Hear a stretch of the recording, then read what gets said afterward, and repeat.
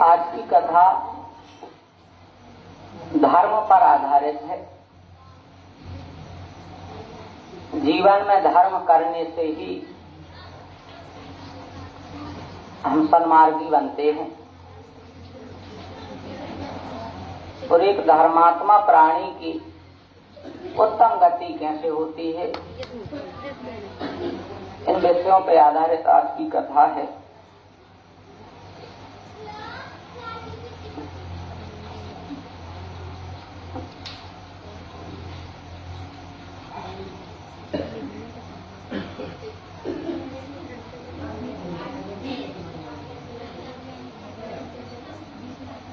जिन पे परमात्मा कृपा करता है, जन्म जन्मांतर के पुण्य उदय होते हैं, उनके लिए सत्संग की प्राप्ति होती है। रामचरितमानस में गोस्वामी जी ने भी कहा है, तुलसी पिछले पाप से हरि चर्चा न सुहाए, जैसे ज्वर के वेग से भूख विदा हो जाए। सत्संग में बहुत बड़ा सुख मिलता है। आप यूं समझ लो कि जिसको ईश्वर के दर्शन हो गए, वह भगवान की कथाओं से सत्संग से दूर रहा, तो उसने जो हमारा सबसे बड़ा शत्रु क्रोध है, उस क्रोध पे विजय प्राप्त नहीं कर पाए। ध्रुव जी ने भगवान के दर्शन कर लिए 5 वर्ष की अवस्था में, 6 महीने तक तपस्या की, लेकिन जब उनके भाई उत्तम को यक्षों द्वारा मार दिया गया तो ध्रुव सेना सजा के और कुबेर के यहाँ पहुंच गए यक्षों का संहार करने के लिए। उस समय मनु महाराज आए, उन्होंने ध्रुव जी को समझाया कि ये धर्मात्माओं का कार्य नहीं है, क्रोध के आवेश में आके इस प्रकार लड़ाई करना ये धर्मात्माओं का कार्य नहीं है। ध्रुव जी ने प्रार्थना की कि मैं अपने क्रोध पे विजय प्राप्त कैसे करूं। मनु महाराज ने वहां भागवत जी में ये कथा विस्तार से है। मनु महाराज ने उपदेश किया कि आप कुछ दिन के लिए सत्संग कीजिए। सत्संग किया तब क्रोध पे विजय प्राप्त पाई। तो काम, क्रोध, लोभ, मोह सब चीजों पे विजय प्राप्त करने का एक अमूल्य साधन है, वह है सत्संग। भगवान का भजन, उनका चिंतन, इससे हम इन पे विजय प्राप्त कर सकते हैं। और मानव जीवन की सार्थकता भी इसी में है। आज तक सूर्योदय रुका नहीं है, न सूर्यास्त रुका है। जब से सृष्टि बनी निरंतर वह काल चक्र चल रहा है।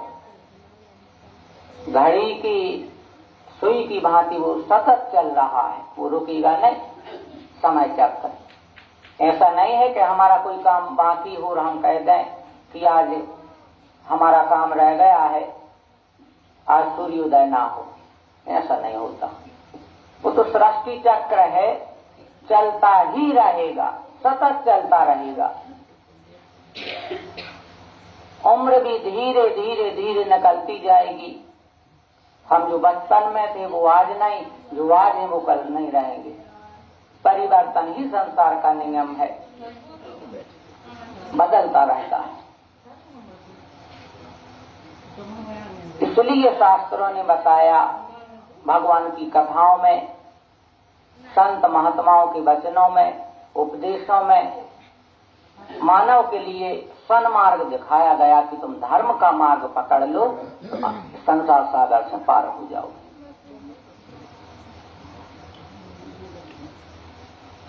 आप लोग अनुभव करना, पक्की बात है, तो विश्वास भी हो जाएगा कि जो लिखा है वो झूठ नहीं, सत्य लिखा है पुराणों में। जहां कहीं भगवान की कथा हो रही हो, यदि आपके पुण्य है, आप ना चाहते हुए भी आपके हृदय में एक अजीब सी हलचल पैदा हो जाएगी। उस सत्संग तक पहुंचने में अथवा कानों में सुनने में, दो शब्द सुन लें, हमारे ही पुण्य हमारे हृदय में खलबली मचा देते हैं। भगवान के चरित्र के प्रति वो खींचते हैं। कौन खींचता? हमारे पुण्य खींच कर ले जाते। अनुभूति करना, वो खींचेंगे तो समझ जाओ कि हमारे पुण्य हैं।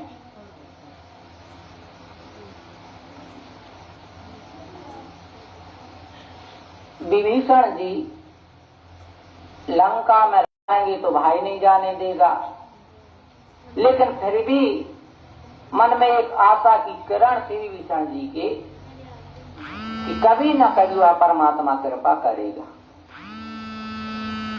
एक न एक दिन उसकी ईश्वर के भी दर्शन हो जाए। और हुए थे। भगवान ने वो परिस्थितियां बना दी कि विभीषण जी राम सत्य संकल्प प्रभु सभा काल वस तोर, मैं रघुवीर शरण अब जाऊं देव जन्म। चले जा रहे हैं आकाश मार्ग से विभीषण जी, वो मन में विचार करते जा रहे हैं। बड़ा सुंदर चिंतन है, आप लोग उस पर प्रकाश डालें। देखिया जायो चरण जल जाता, अरुण मृदुल सेवक सुखदाता।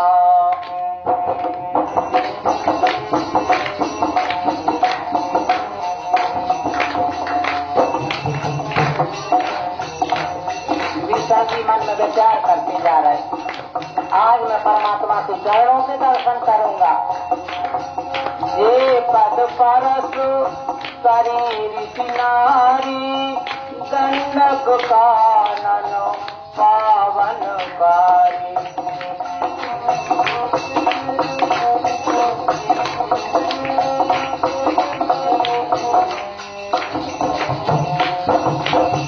ये पद जनक सुता और लाई, कपट पुरंग संगो धर धाई। हर और सर सरोज पद जेई, अहो भाग में दिखया मुझे।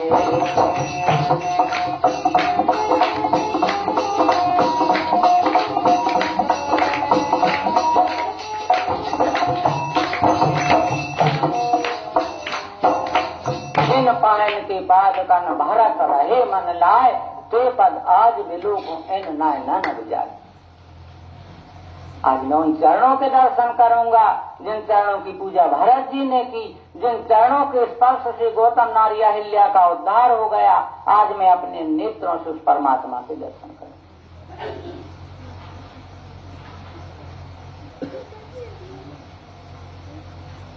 जिन पायन के पाद कन भरत रही मन लाए, ते पद आज विलोक हो इन नैनन जाए। यही विधि करत सप्रेम बेचारा, आया हूं सपद सिंधु पार।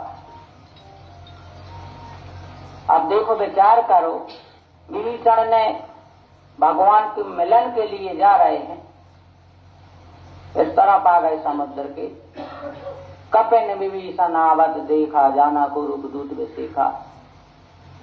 बंदरों ने तरह तरह के अपने मत व्यक्त किए कि पता नहीं, जानी न जाए निशाचर माया काम रूप के कारण। कोई कहने लगे जो अपनो भेज ले भी आओ, रावण ने भेजो। भगवान पता क्या बोले,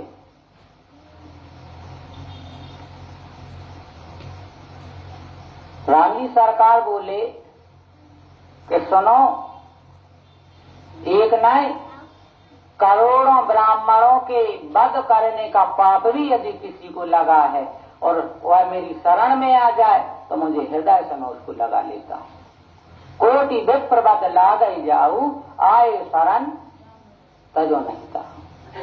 क्यों? सन्मुख होए जीव मोहि जब ही, जन्म कोटि अघन नासम तब। भगवान बोले खाली एक बार प्राणी मेरे सामने आ जाए। वाल्मीकि रामायण में तो भगवान ने अपने संकल्प बताया कि मेरा व्रत है, एक प्रतिज्ञा है मेरी। जब यह प्राणी मेरे सामने आके हाथ उठा के कह दे कि हे परमात्मा मैं तुम्हारा हूं, तुम हमारे हो, उसी क्षण में करोड़ों जन्मों के पापों का नाश करके उसे अपना लेता। ये मेरा संकल्प है। शरणागत कहूं जी सजही निज, अनहित अनुमान ते नर पावर पाप में तो नहीं बिलोकत धान। अपने गांव में कहते हैं कि शरण आए मरण नहीं होती। यदि कोई शरण में आ जाए, कितना बड़ा अपराधी हो, उसको क्षमा करना ही सबसे बड़ा धर्म है।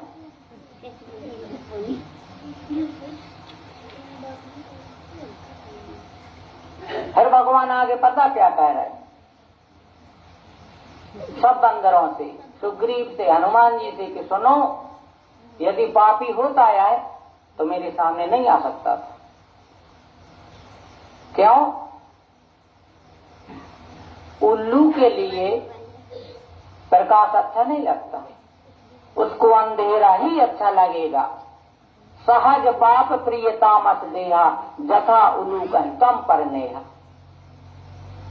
जैसे उल्लू को अंधेरा अच्छा लगता है, ऐसे पापी को भगवान का नाम, भगवान का चरित्र, भगवान की दर्शन, ये सब कुछ अच्छे नहीं लगते। वो पहुंच ही नहीं सकता उनके सामने। हाथ उठा लिए विभीषण ने प्रभु, श्रवण सुयस सुनी आया हूं, प्रभु भंजन भव भी, त्राहि त्राहि आरती हरण शरण सुख। खाली मैंने सुना है, अपन कथा सुन रहे, इसीलिए सुनी जाती। उनके चरित्र को सुन के उनसे प्रेम हो जाए, वो अपना ले। मैंने फिर सिर्फ सुना था भगवान आपके बारे में कि आप दया के सागर हैं, दया सिंधु है। सुन करके मैं आपके पास आया।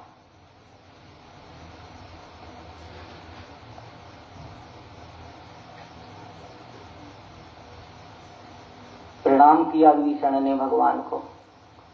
भगवान ने उठा करके विभीषण को हृदय से लगा लिया। दीन वचन सुन प्रभु मन भावा, बुझ विशाल गए हृदय लगा।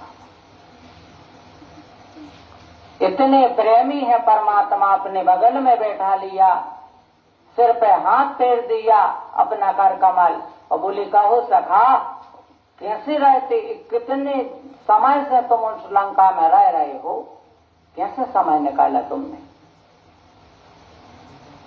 समय जिसका विपरीत होता है उससे पूछो जिस पे बीते। कहने वाले कह देंगे, सुनने वाले सुन लेंगे, देखने वाले देख लेंगे, लेकिन जिस पे बीतती है वास्तविक अनुभव तो वही का।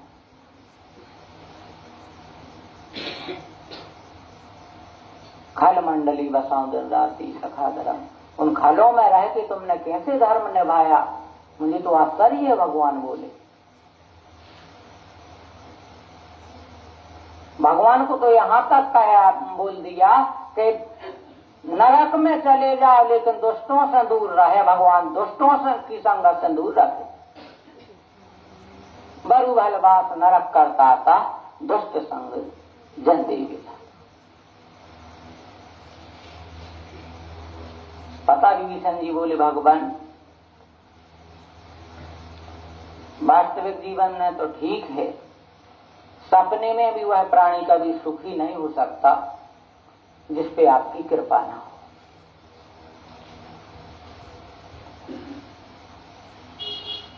कृपा हो गई, आपकी कृपा ने मुझे आप तक पहुंचा दिया। तो परमात्मा कृपा साध्य है। जीवन अनित्य है, क्षण भंगुर है, यह भी पता नहीं कि कब चला जाए।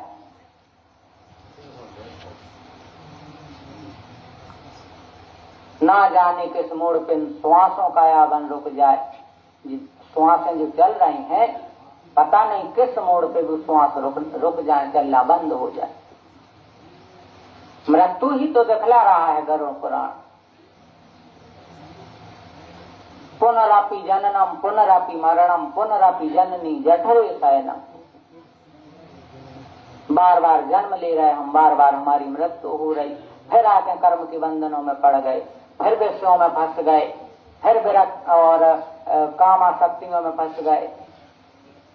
बार बार जन्म मरण के चक्कर में प्राणी भटक रहा। अच्छा विचार भी कर लो कि आज तक संसार की कोई चीज स्थिर रही क्या? जब संसार की कोई भी वस्तु स्थिर नहीं है तो हम कैसे रह सकते? हमें तो जाना है, कब जाना है पता नहीं है, कैसे जाना है भी पता नहीं है। आपसे कह दिया जाए कि भाई सागर चले जाओ और जाना ही पड़ेगा, स्वेच्छा से नहीं जाओगे तो जबरन तुम्हारे लिए भेजा जाएगा। हाँ इतना जरूर है कि यदि कनेरा निखर से हमें सागर जाना है तो हमारे ऊपर है कि हम कैसे जाएं। बस से जाना है, मोटरसाइकिल से जाना, गधा पे बैठ के जाना, कि भैंस पे बैठ के जाना, या विमान में बैठ के जाना, ये हमारे ऊपर है कैसे जाना। ऐसे यहाँ से यात्रा तो परलोक की करनी है। अब ये हमारे ऊपर है, निर्भर करता है कि हमें कैसे जाना है। गले में रस्सी बंधवा के घींचते घींचते जाना है, या भगवान के दिव्य विमान पे बैठ के जय विजय के साथ जाना, या पुण्यशील सुशील राम के भगवान के पार्षद उनके साथ जाना। आपको जाना कैसे है आप स्वयं तय कर लो। आप किला देख लो, सब लोगों ने किला तो देखे हैं।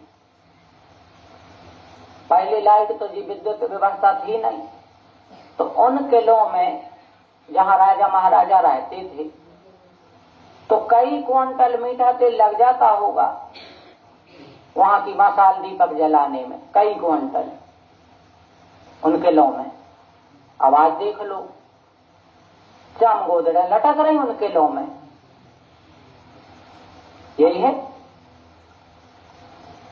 ये है समय का चक्कर। तो पैरा की हैं बड़ी बड़ी, धूल मिट्टी की कण लग गए उसमें, बामई लग गई, मिट्टी लग गई। क्या जहां घूरे लगते वो तो महल बन गए, बन गए। ये है संसार का समय का चक्र, चलता रहता है सतत। भगवान गरुड़ जी से कह रहे, गरुड़ जी मुझे तो आश्चर्य है कि प्रत्येक प्राणी प्रतिदिन देखता है कहीं ना कहीं कि लोगों की मृत्यु, कभी स्वजनों की मृत्यु हो रही, कभी रिश्तेदारों की, कभी गांव में, कभी गांव के बाहर, शहर में। अपने तो देश में हर 2-3 मिनट में जितने भी, मुझे नहीं पता, मृत्यु सतत चलती रहती है। मृत्यु दर, जन्म दर भी चलती रहती है।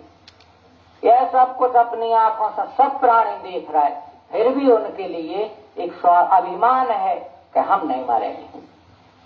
यक्ष ने यही प्रश्न किया था युधिष्ठिर से कि महाराज इस संसार में सबसे बड़ा आश्चर्य क्या है? महाराज युधिष्ठिर ने उत्तर दिया था कि प्राणी देख रहा है कि लोग चले गए, जा रहे हो, चले जाएंगे, फिर भी वह अपने आप को पता नहीं किस भ्रम में भटकाए हुए कि हमें नहीं जाना। अद्दैव में बेसतु मानस राजहंसा, परमात्मा अब भी मेरा मन आपके चरणों में लग जाए। मुझे नहीं प्रतीक्षा करने की कल हो, सुबह हो, हम तब आपके ध्यान करेंगे, आपका यजन करेंगे, आपका स्मरण करेंगे। अब भी आपके चरणों में मन लग जाए। बहुत गति मन की, कितनी चंचल गति है मन की। मन भी यदि चलायमान है तो परमात्मा से प्रार्थना कर दो कि प्रभु जब जब भी प्रभु तुमने पुकारे, जब जब भी प्रभु,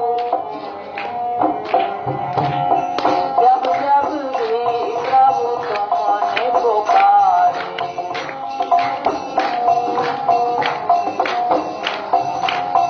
आ न सका मैं द्वार तुम्हारे,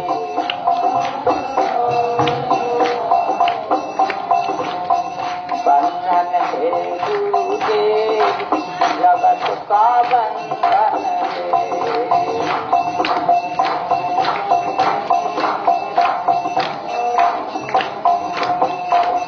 बंधन है गुरुदेव जगत का बंधन है।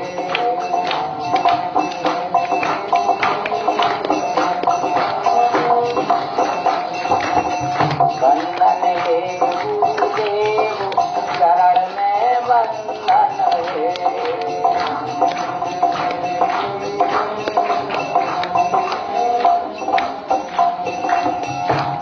और मैं नहीं रोती जो पशु होती। परमात्मा यदि मैं पशु पक्षी होता तो मुझे तकलीफ नहीं होती। मैं नहीं रोती जो पशु होती,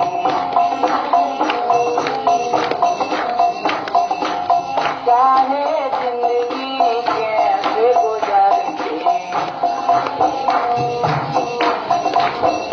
पर कंचन है गुरुदेव एक काया कंचन है।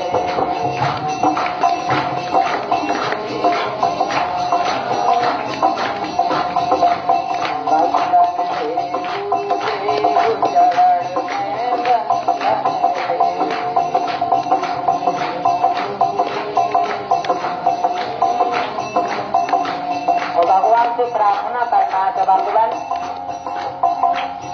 आप हमारे इस हृदय रूपी खेत में आपका नाम रूपी बीज बो दो। जीवन खेती कब जोतोगे,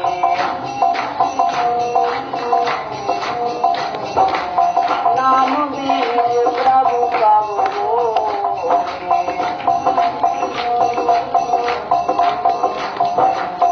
बंजर है गुरुदेव खेती बंजर है,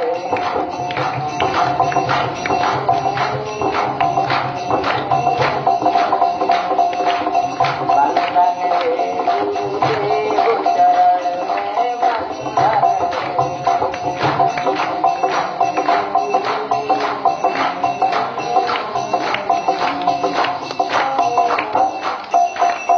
सागरी सरकार की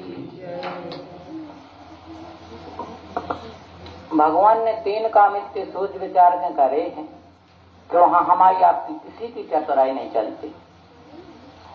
एक काम तो भगवान ने कर दिया कि शरीर की मृत्यु होने के बाद इसमें से दुर्गंध आने लगती। अगर जिस शरीर से दुर्गंध नहीं आती होती तो अभी तक कितने जने अपने आजों पराजों की जो वो डेथ बॉडी जो उनको अंग्रेजी में कहते हैं मृत शरीर सेल्फों पर रखे रहते, खराब होने नहीं है, रखे रखो परेशानी। तो भगवान ने एक काम विचार के किया कि शरीर में से प्राण निकले और उससे दुर्गंध आने लगती। रेवा दिन की सुध कर प्राणी जा दिन ले चल हो, जल्दी ले चलो यार, मिट्टी खराब हो जाएगी। देखो संग नहीं जात मात पिता सुत दारा, भ्रात करे मीठी बात काम आवे नहीं मित्र। देखो ससुर जमाई कोई होवे ना सहाय, नातेदारी असनाई झूठो माया को चरित्र। ये सब माया का चरित्र है, सब झूठा है।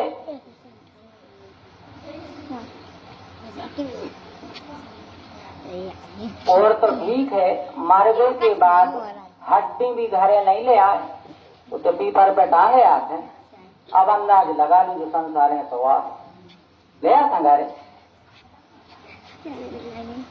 जिस संसार पे हम इतने और आनंदित हो रहे हैं कि मेरा है, कि वही संसार है। दूसरा काम भगवान ने अच्छा क्या किया कि कोई किसी के मन की बात नहीं जान सकता, ये भी बहुत अच्छा किया। नहीं तो हम आप इतने जने बैठे अगर एक दूसरे के मन की जानते होते, ऐसी भगवान सिद्धि दे देते तो कब अगली बार ही लड़ बैठते। उनको पता है तो कि तुम हमारे विषय में क्या सोच रहे, लड़न लगते। घरे कोई मेहमान आ जाए, रात के 12-2 बज रहे हों, किवाड़ खटखटाए, हमने खोल दिए, ऊपर से तो वाह अब आप इतनी रात में परेशान हो, भीतर से सोच रहा है कि यार तुम बताओ आज ही आके मिलो, तुम्हें आगे खुद परेशान हो रहे हो, हमें कर रहे परेशान। और अगर वो सामने वाला जानता होता मन की तो रुकता क्या, मेहमान भाग जा चला जाता। तो भगवान ने अच्छा किया कि कोई किसी के मन की नहीं जान सकता। तीसरा काम भगवान ने कर दिया, मृत्यु। उस दिन आप लोग सुन चुके हैं कि यदि मृत्यु नहीं होती तो फिर क्या होता, इसलिए ज्यादा विस्तार में नहीं जाएंगे। संक्षेप में इतना समझ लो कि अगर हम और आप कोई मारते ही नहीं, कोई ना मारे, तो फिर क्या होता बता, पूरी व्यवस्था बिगड़ जाती संसार की। शरीर बढ़ता रहता, उम्र बढ़ती, बूढ़े हो जाते, आंखों से देखना बंद हो जाता, बाल पक जाते,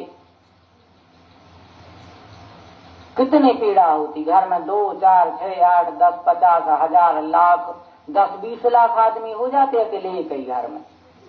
फिर उनके भोजन की व्यवस्था कैसे करते, कहाँ रहते, सब व्यवस्था बिगड़ जाती। इसलिए भगवान ने मृत्यु बना दी, चलने दो यार मृत्यु का चक्कर। इसलिए भगवान का सतत चिंतन करते रहो और भगवान से प्रार्थना करते रहो। धर्म का आश्रय ले लो, धर्मो रक्षति रक्षिता। धर्म ही एक ऐसा है जो आप रक्षा करेगा।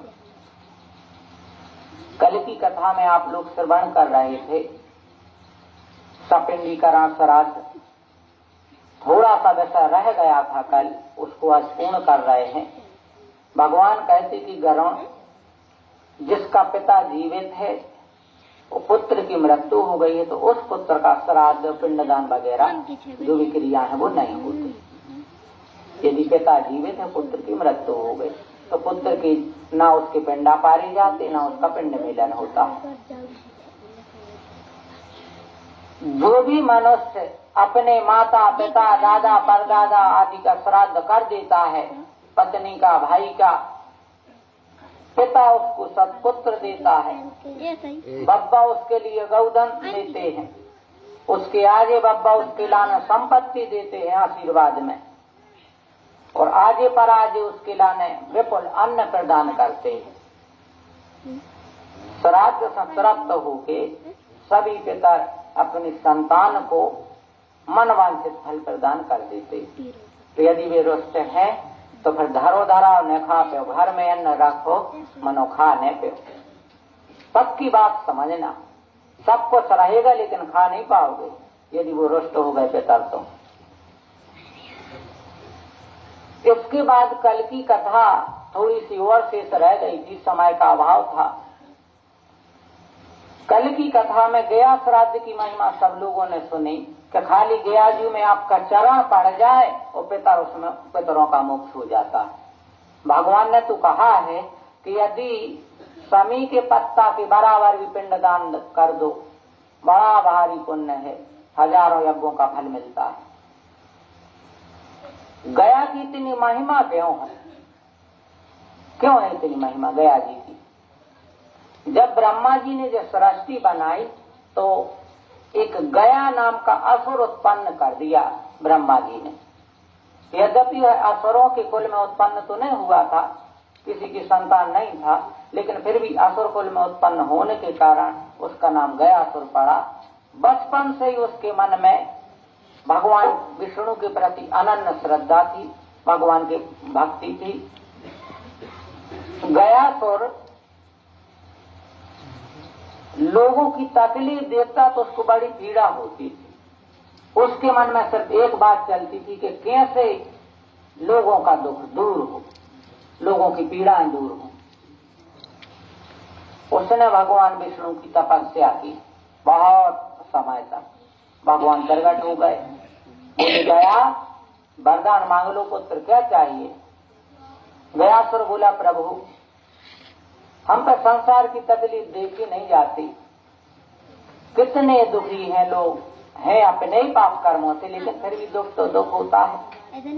कौन चाहता बता? कोई सोचता है कि हम बीमार हो जाए, कि हमारा न कोई रोग हो जाए, या हमें तकलीफ हो? कौन सोचता है बताओ? सब सोचते कि हम सुखी रहें। सब यह भी सोचते हैं कि हमारे घर परिवार में शांति रहे, कलह ना हो, लड़ाई झगड़ा ना हो। संसार की पीड़ा देख देख के दुखी है गयासुर।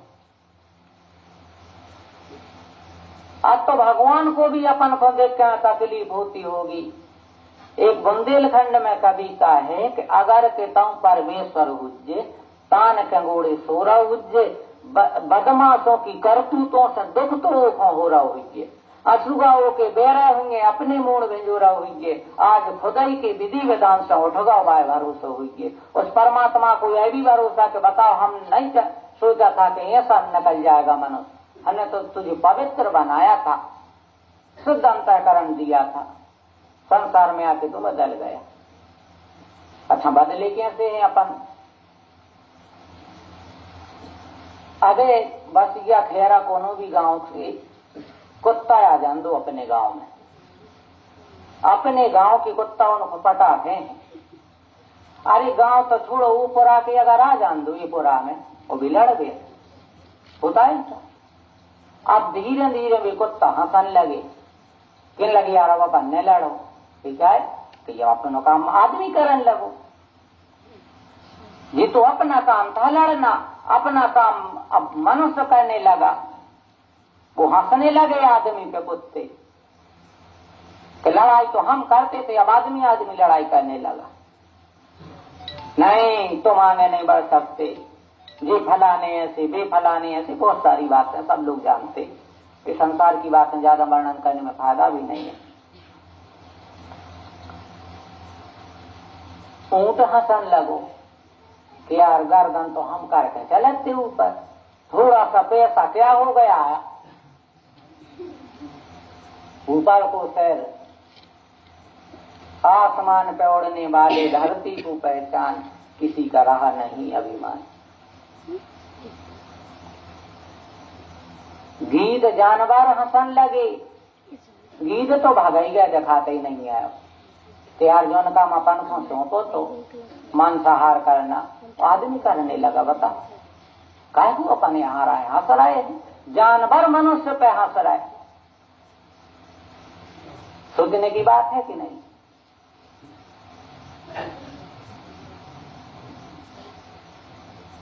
तो पशु पक्षी का जो काम था, जानवरों का काम था, तो खैर भगवान भी कहते हैं तो कोई बात नहीं, तुम चिंता मत करो।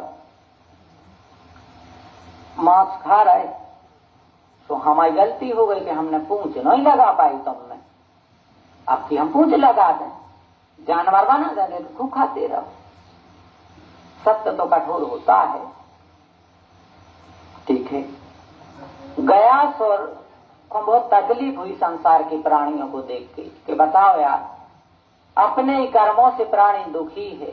भगवान से कहता है प्रभु हाथ जोड़ के कि हमें बहुत तकलीफ होती है संसार के लोगों को दुखी देख के, इसलिए आप ऐसा वरदान दे दो कि जो कोई हमें देखे वो के पाप नष्ट हो जाए, वो पुण्य आत्मा बन जाए। भगवान विष्णु मुस्कुराए, बोले तथास्तु, ऐसा ही होगा। वरदान दे दिया, जिस पे दृष्टि पड़ेगी, जिसकी दृष्टि तुम्हारे ऊपर पड़ेगी उसके पाप नष्ट हो जाएंगे। अब गया और सब में घूमे, गांव में अपने घर से सुबह से निकले, हर घर है कह फलाने निकलियो बाहर, तो भी न करे जय सिया राम, खाली उसको देखें लोगों के पाप नष्ट हो जाए। आज एक गांव में, कल दूसरे गांव में, परसों तीसरे गांव में, सब में वो घूमता रहा। धीरे धीरे व्यवस्था ये बन गई कि सबके पाप नष्ट हो गए, नरक को दरवाजे बंद हो गए। यमराज पहुंचे भगवान विष्णु के पास, कहने लगे भगवान हमारा इस्तीफा ले, हमारी जो नौकरी लगाई थी अब नौकरी समाप्त हो गई। जिस काम को हमें नियुक्त किया था कि यहाँ पापी आएंगे उनको सजा देना, अब पापी कोई बचा ही नहीं। वो गयासुर हो गया है धरती पे एक धर्मात्मा। लोग उसको देखते हैं, उसके पाप नष्ट हो जाते हैं लोगों के। भगवान बोले तो व्यवस्था बिगड़ जाएगी सृष्टि की। यदि पापियों को पाप का दंड नहीं मिला तो व्यवस्था बिगड़ जाएगी। ब्रह्मा जी इत्यादि सब देवता गए गयासुर के पास।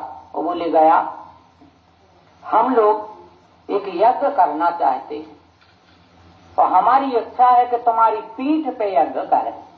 गयासुर तैयार हो गया कि कर लो। बड़ा भारी स्वरूप बनाया और नीचे की मुख तरफ मुख करके अधोमुख हो गए, सो गया। अब देवताओं ने विचार बनाओ तो कि अपन यज्ञ कर रहे हैं, अच्छे बड़ा बड़ी पत्थरा धरे कि जो उठ न पाए। डर हो रहे, कोई को देख ही ना तो कि पाप नष्ट न होंगे। गयासुर इतना बलवान था कि यज्ञ भी होते रहे और घूमता भी रहे हुआ। सीधो को सीधो यहाँ सो जैसे अधोमुख है, उड़ान लगो जैसे विमान उड़ाते हैं हनुमान जी की तरह, और लोगों को देखता रहे। ब्रह्मा जी ने यज्ञ पूर्ण करके भगवान के पास पहुंचे, कहने लगे प्रभु आप कछु उपाय करो, नहीं तो वो नरक बंद होने वाला है, पापी कोई वहां जा नहीं रहे, सृष्टि की व्यवस्था बिगड़ जाएगी। भगवान आए गयासुर के पास, बोले गया हम लोग चाहते हैं कि हम स्थायी रूप से तुम्हारी पीठ पे एक अच्छा सा धार्मिक स्थान बना दें, तो क्या तुम अपना शरीर दान कर सकते हो? गयासुर बड़ा प्रसन्न हुआ। देखो धर्म है, आज की कथा का सिद्धांत भी धर्म ही है। गयासुर परहित सरस धर्म नहीं भाई। गयासुर बोला यदि मेरे शरीर से लोगों का कल्याण होगा तो मैं शरीर देने को तैयार हूं। मुझसे बड़ा बड़भागी कौन होगा? तैयार होगा। लेकिन प्रभु एक वरदान मांगता हूं, आप लोगों ने हमारी इच्छा पूरी नहीं होने दी कि हमें कोई देखे और उसके पाप नष्ट हो जाए, तो हम तो आप में मिल जाएंगे, हमारा उद्धार हो जाएगा, हमारा मृत शरीर यहाँ बिहार की धरती पर पड़ा रहेगा।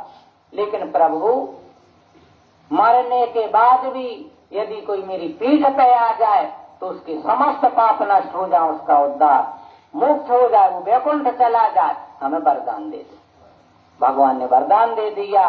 गया की पीठ पे गया बसा ली, गया नगरी जहाँ पे फल्गु नदी है बिहार में,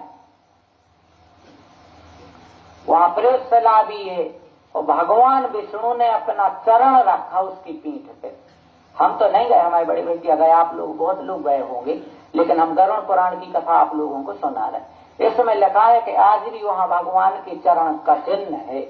कोई जो भी मंदिर बना होगा, जो लोग गया जो गए होंगे, वहां भगवान के चरण का चिन्ह आज भी बना है नारायण का। इसलिए गया का महत्व है, वहां जाने पे पितरों का उद्धार हो जाता। अगर गया की चर्चा कर लो कि हमें गया जो जाने, तो उस चर्चा करने में पिता संतुष्ट हो जाते। तो बता जब जाओगे तो कितने संतुष्ट होंगे। ये गया का महात्मा है, गया की महिमा। वो असुर था, लेकिन उसने जीते जी लोगों के पापों को नष्ट किया, और मरते मरते भी उसने कह दिया कि प्रभु मैं तो आप में समाहित हो रहा हूँ, मेरा मोक्ष हो रहा, मेरी मुक्ति हो रही, लेकिन मरने के बाद भी यदि कोई यहाँ पे आ जाए तो उसके पिता पापों से मुक्त होकर परम धाम को जाए। वरदान मांगा है, भगवान ने वरदान दिया। इसलिए श्राद्ध की महिमा बताई है। ये कोई ऐसे मनोरंजन की बातें नहीं है कि दो चार बातें कर लें, बहुत गहराई की बात है भैया। अपन संसार के हैं, बताओ बेचारी जानवर पशु पक्षी जानत का श्राद्ध करके नहीं जानते ना। हम मनुष्य, हम सब लोग जानते, इसलिए हमारे लिए तो ये सब कथाएं बनी हैं, जानवरों को पशु पक्षियों को नहीं बने। इसलिए गया श्राद्ध की महिमा भगवान ने गरुड़ जी को बताई। अब आगे आप लोग, आज 14वां अध्याय है, बड़ी अच्छी कथा है, सबको अच्छी लगेगी। आज की कथा यहाँ शांति देगी हृदय में, क्योंकि आज की कथा का मूल सिद्धांत है कि हम कथा सुन रहे, धर्म कर रहे, भगवान को मान रहे, तो इसका फल क्या मिलेगा। अभी पिछले दिनों में आप लोग जो कथा सुन रहे थे, उस कथा में पापियों की सब गतियां सबने सुन ली। वे यमराज, वे यहाँ धर्मराज, पापी जहाँ पहुंचा तो उनको विकराल रूप, को जो पुण्य आत्मा पहुंचे तो उनका सुंदर स्वरूप 4 हाथों वाला भगवान विष्णु की तरह धर्मराज का, वही वर्णन आगे है। गरुण जी ने पूछा भगवान से कि प्रभु,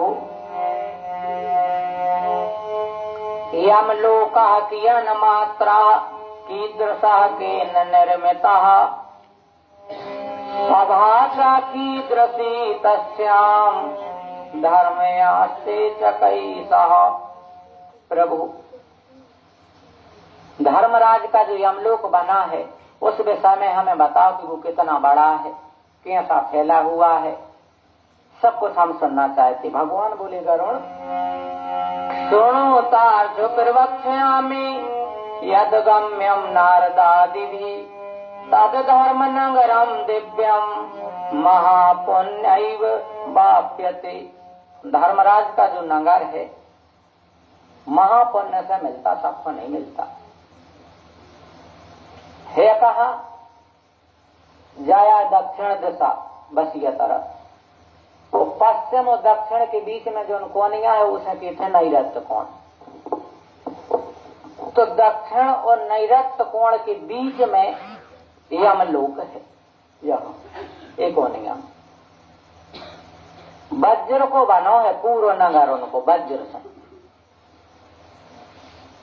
चारों तरफ दीवालें हैं, जैसे जेल की दीवालें होते हैं ऐसे। 1000 योजन लंबो चौड़ो है।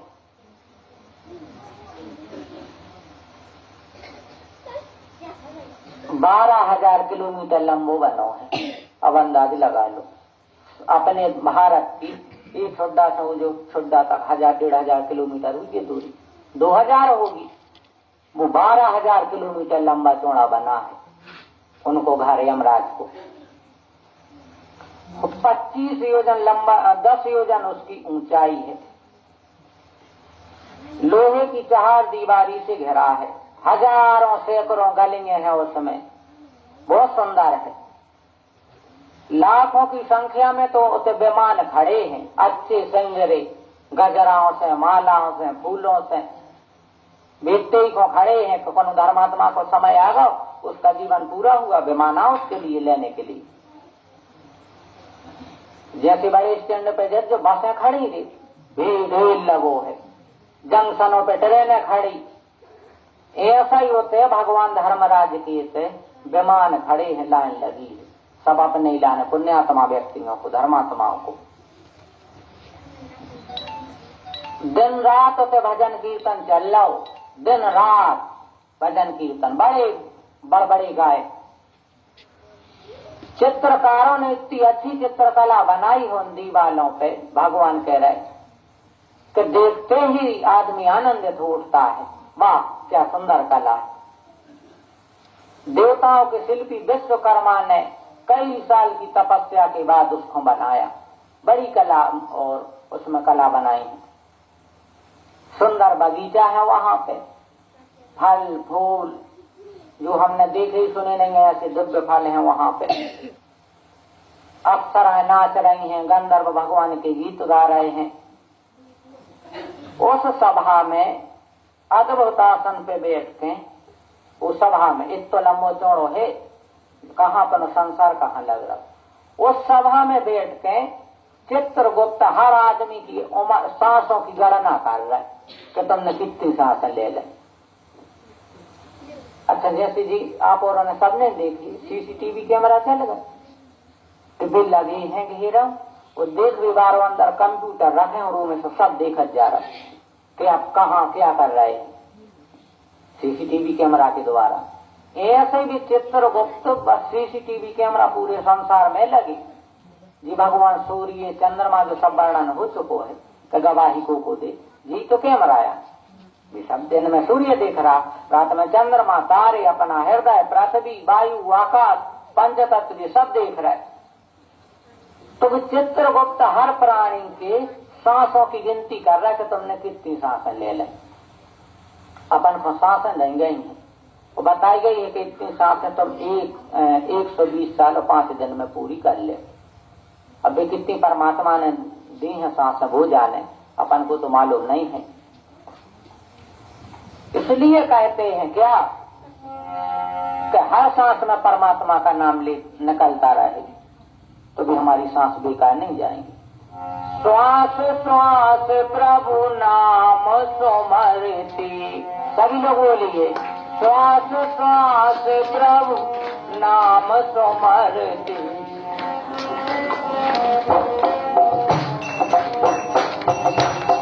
श्वास श्वास प्रभु नाम सुमरती,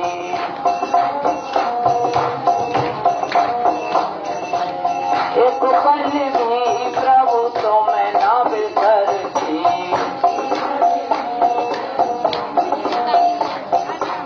एक पल भी प्रभु तुम्हें न बिसरती।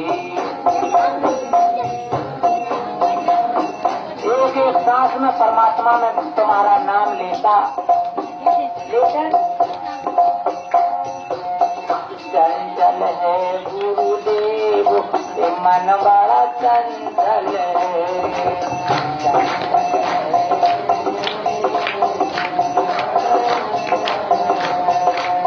चंचल है गुरुदेव ये मन बड़ा चंचल है।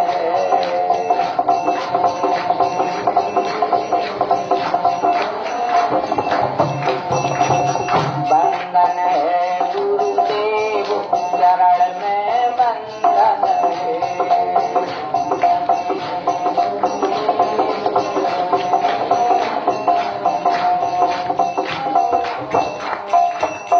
सागरी सरकार की श्वास श्वास प्रभु नाम सुमरती, एक पल भी प्रभु तुम्हें न बिसरती। पर चंचल है गुरुदेव मन बड़ा चंचल है। इसलिए इस मन को आप में लगा लो, आप ही खींच लो इसको। चित्रगुप्त सांसें गिनाते हैं कि तुमने कितनी सांसें ले लें। भगवान कहते गरुण चित्रगुप्त मनुष्य के पाप पुण्य की लेखा जोखा करने में कोनो गलती नहीं करें। अरे अपन तो चूक जाए लेकिन वो नहीं चूक सकते। इतने के कानून से तो अपन देश वक्त पैसा सोर्स वगैरह लगा के बचे जाओ, उसे का सोर्स लगे। देखो भगवान ने क्या व्यवस्था करी, बैंकों में जब जो एक वो गनमैन खड़ो रही बैंक के बाहर रखनवारी को, अस्पतालों में गनमैन खड़े रखवाली के लाने। संसार में सब जगह रखवाली करनी पड़ती है। परमात्मा ने इतना बड़ा संसार बना दो, बताओ एक रखवालों को नियुक्त करो कि कोनो को खड़ो कर दो कि तुम्हें संसार को रखा नहीं। ऐसी व्यवस्था कर दे तुम एक दिन का ले जाके बताओ इतने से। अरे अपन अपना शरीर नहीं ले जा पा रहे, बताओ कैसे का ले जाए। ऐसी उस परमात्मा ने व्यवस्था की संसार से, यहाँ से तुम कुछ लेके नहीं जा सकते। शुभ अशुभ की गठरी लेकर के अब धर्मराज के द्वार चले, बस जो अच्छा बुरा करते वो हमारे साथ में जाता है। चित्रगुप्त के घर के दिन उंगते एक और घर बनो है, वो आए बुखार को ज्वार, बहुत भयंकर शरीर है उसका, बैठा है। उसके घर के दक्षिण में सूल लूता और विस्फोट के घर बने हैं, और पश्चिम में कालपास, अजीरन, अरुचि के घर है। उत्तर की तरफ राजरोग और पांडु रोग को घर बनो है, पीलिया को। ईशान को और गर्मी का स्थान है दाह का। चित्रगुप्त मनुष्य के शुभाशुभ कर्मों को लिखते हैं। चित्रगुप्त के भवन से 20 योजन आगे धर्मराज का महादिव्य घर बना हुआ है। वह दिव्य रतनमय है। ये सब आगे निकल जाओ 200 किलोमीटर और आगे इत्यु की ऊंचाई है।